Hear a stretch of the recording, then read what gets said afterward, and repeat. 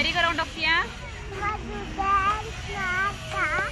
ಮಾಡಲ್ಲ, ನಿನ್ನೆ ಮಾಡ್ತಲ್ವಾ, ಅದಕ್ಕೆ ಸುಸ್ತಾಗಿದ್ಯಂತ ಇವತ್ತು ರೆಸ್ಟ್.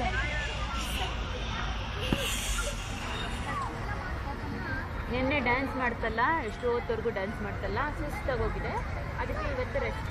ಮತ್ತೆ ನಾಳೆ ಎಷ್ಟೊತ್ತಿಗೆ start ಮಾಡ್ತಾರದು? 6:30.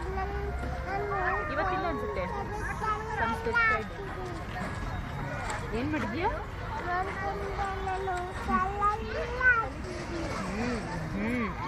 Not a good habit.